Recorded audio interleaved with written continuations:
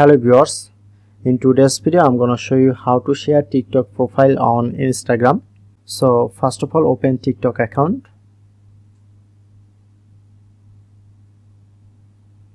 After that, click onto profile, tap onto share profile,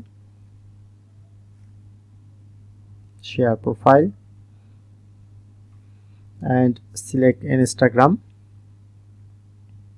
Now shown here 4 options: feed, direct, reels or story. Now I'm select direct.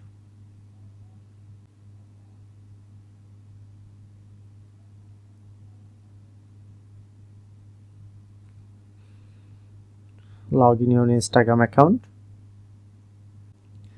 Click on to login. Save.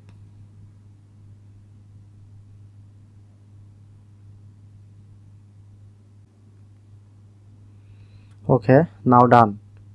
So that's how you can easily share TikTok profile on Instagram.